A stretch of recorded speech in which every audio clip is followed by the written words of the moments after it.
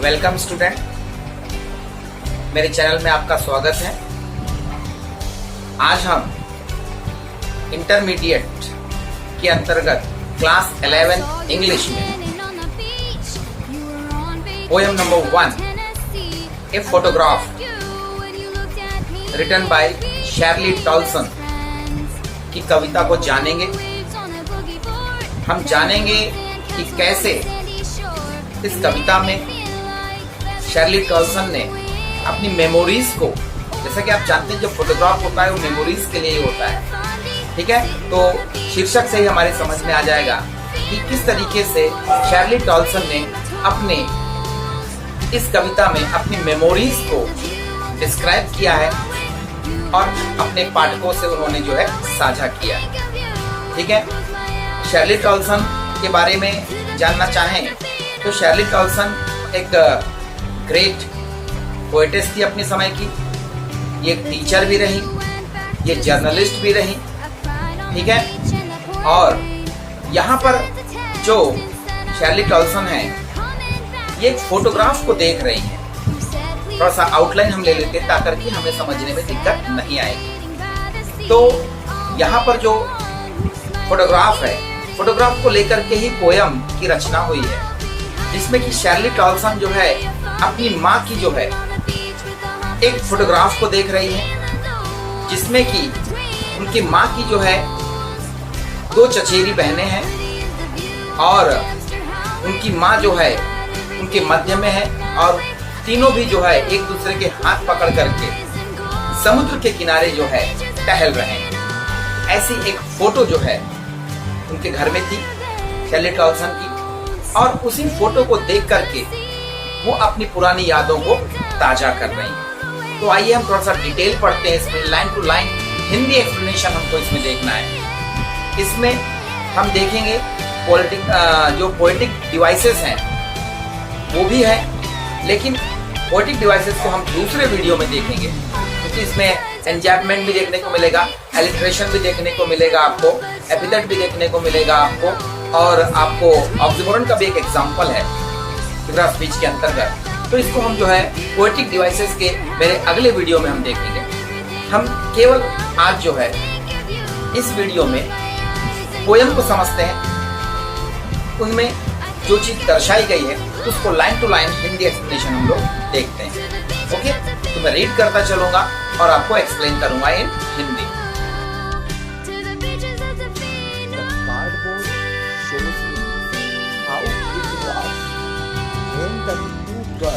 Cousins went paddling. The cardboard का मतलब यहाँ पर फोटोग्राफ से है। Shows me मतलब मुझे दर्शाता है how it was, कि वो कैसे थे। When the 2 girl cousins went paddling, जब वे 2 चचेरी बहनें, when the 2 girls cousin का मतलब चचेरी बहनें went paddling, वेंट का मतलब जाते थे, पैडलिंग का मतलब होता है यहाँ पर जो है समुद्र के किनारे जो छिछला पानी होता है, कम जो जैसे कि लहरें आती है उसमें जो पानी आता है हल्का सा, उस पानी में जो है टहलना, उसको यहाँ पर पैडलिंग कहा गया है, ठीक है। The cardboard shows me how it was when the 2 girl cousin went paddling, माने फोटोग्राफ की जो फोटो दिखाई दे रही है उसमें ये शो हो रहा है, वो शो कर रहा है फोटोग्राफ कि हम किस प्रकार, माने उनकी माता जो आपकी यहाँ पर पोएटेस है शर्ली टॉल्सन, उनकी माता जो है मतलब 2 गर्ल कजिन अपनी 2 चचेरी बहनों के साथ में किस प्रकार से जो है समुद्र किनारे जो छिछला पानी रहता है जो आते रहता है लहर से, उसमें किस प्रकार टहलते हैं, उसी का वो फोटोग्राफ, मैंने फोटोग्राफ में ये चीज दिखाई दे रही है कि 3 लड़कियां जो है पैडलिंग कर रही हैं समुद्र किनारे, ठीक है। Each one holding one of my mother's hand, और each one माने दोनों जो चचेरी बहनें हैं वे दोनों जो है ना, each one holding माने पकड़े रहना, one of my mother's hand, मेरी माँ के जो है मतलब हाथ को पकड़े हुए, एक तरफ से एक कजिन पकड़े हुए और एक तरफ से एक कजिन पकड़े हुए, जब वो टहल रहे हैं, वो फोटो में दिख रहा है कहने का मतलब, ठीक है। Each one holding one of my mother's hands and she the big girl, और वह मतलब कि पोएटेस की माँ, शेरली टॉल्सन की मम्मी, ठीक है ना।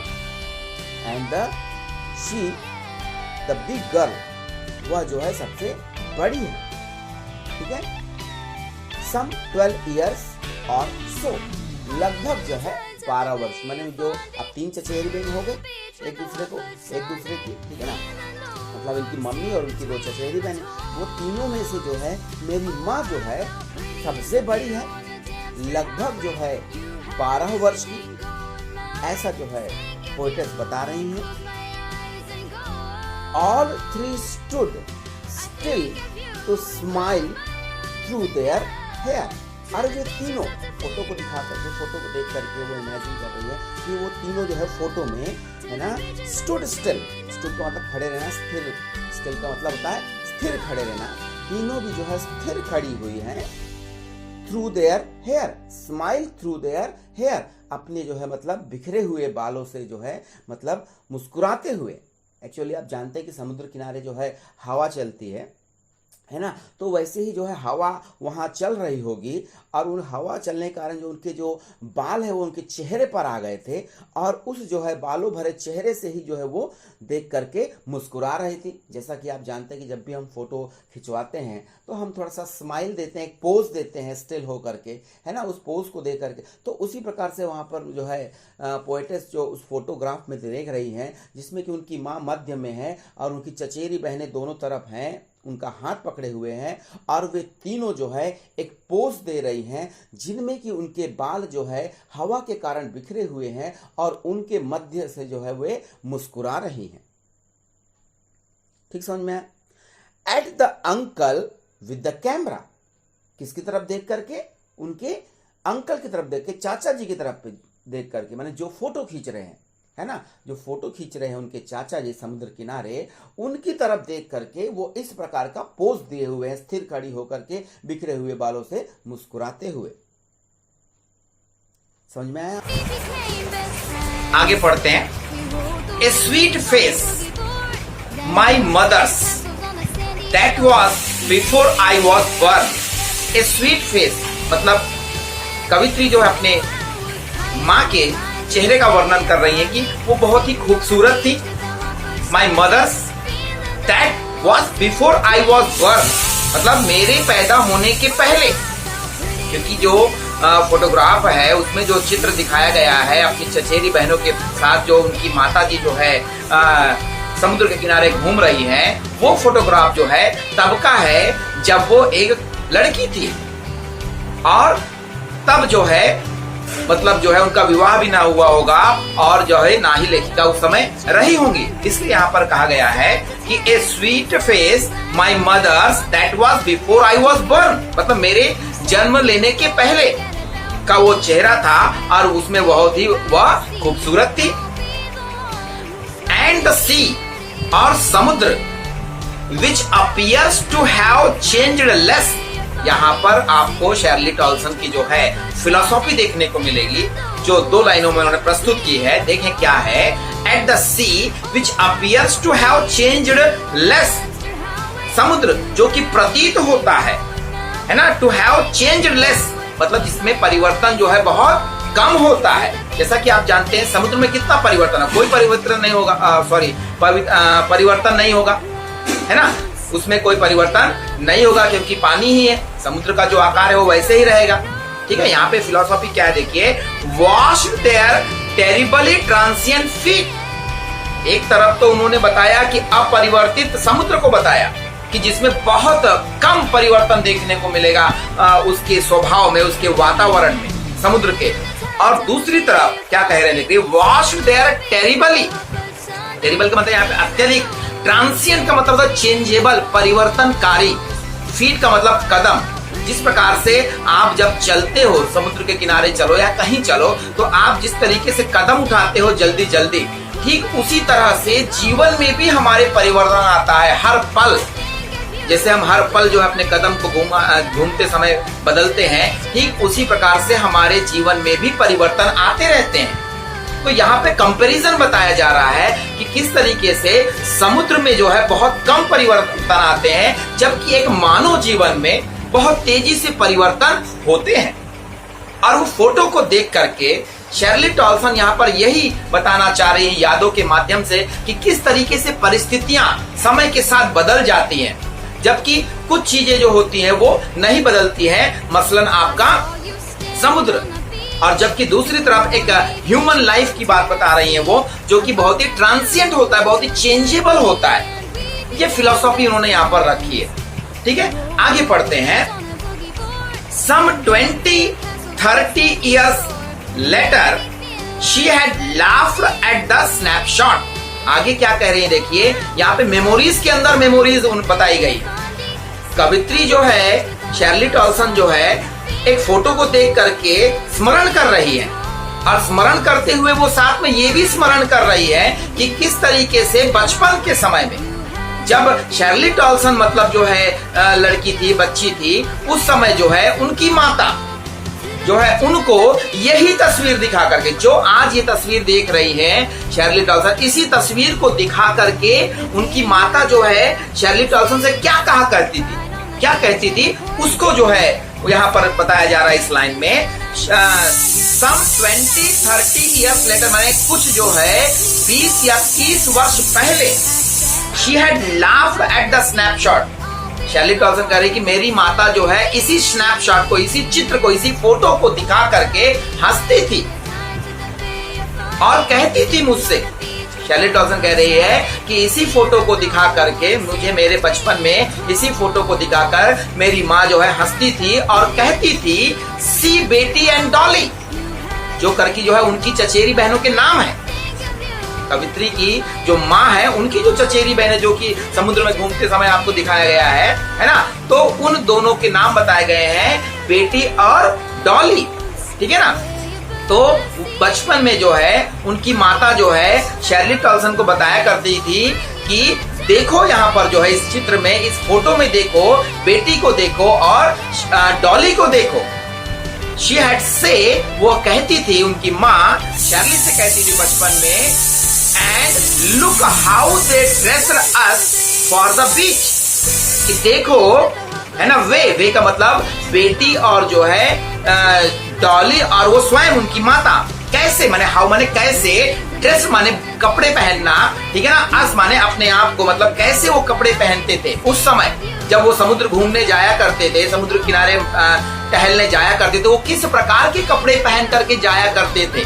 वह जो है अपनी जो है बच्ची मतलब कि शेरली टॉल्सन को जो है बचपन में उनके जो है बताती थी कि देखो बेटी को देखो, डॉली को देखो, और हम कैसे जो है समुद्र किनारे जो है किस प्रकार के कपड़े पहन करके घूमने जाया करते थे, है ना।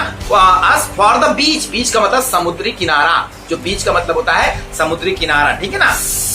The C holiday was her past, और फोटो के हिसाब से अगर देखा जाए तो जो सी हॉलीडे थे वो उनकी माता का भी पास्ट था।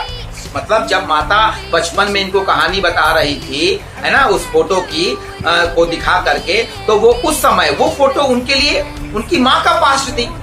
ठीक है कि नहीं, समझ में आ रहा है कि नहीं आपके। तो ठीक वही चीज बात आ रही है। The C holiday was her past, मतलब उनकी माता के लिए वो फोटो जो था उनके पास्ट, उनके अतीत की बात थी। समुद्र किनारे घूमने जाना, कपड़े पहन करके ढीले ढाले, ठीक है ना।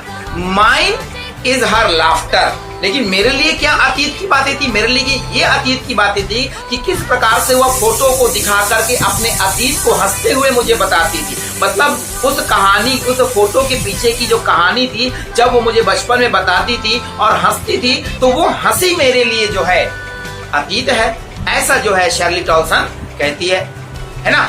Both rise with the laboured ease of loss, sorry, both rise का मतलब यहाँ पर होता है मुश्किल से, ठीक है ना।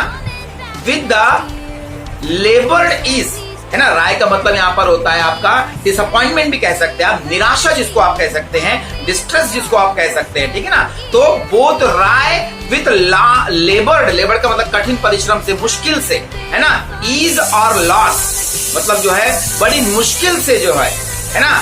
हम दोनों भी इन परिस्थितियों में, मतलब मेरी माता जो है उस जो फोटो को जब बता करके, फोटो को दिखा करके जब मुझे अतीत को बताती थी, तो वह जो है मतलब सामान्य दिखने का प्रयास करती थी। और आज मैं भी इस फोटो को देख करके सामान्य दिखने का प्रयास करती हूँ, क्योंकि आज जो है मेरी माता मेरे बीच में, हमारे बीच में नहीं है, अर्थात उनका देहांत हो गया है।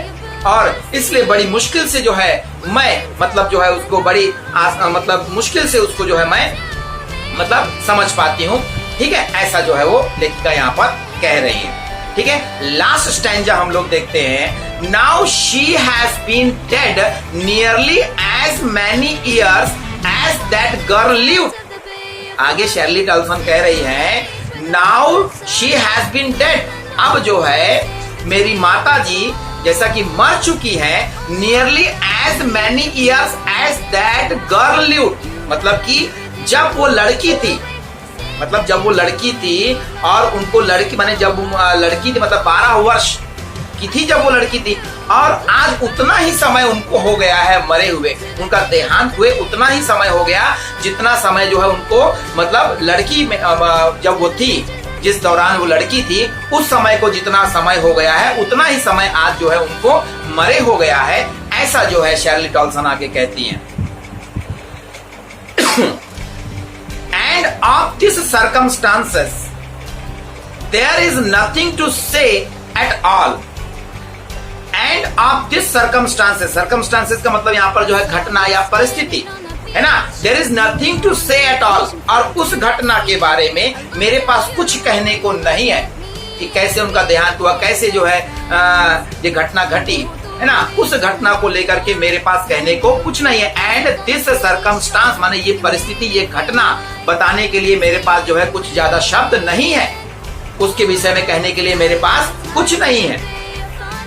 इट्स साइलेंस साइलेंसेस, इसका तात्पर्य है कि जो परिस्थिति के कारण जो आज शांति, जो चुप्पी है, उस चुप्पी के बारे में मुझे कहने के लिए कुछ नहीं है, अर्थात वह चुप्पी ही मुझे जो है चुप कर देती है उस परिस्थिति के कारण, ठीक है।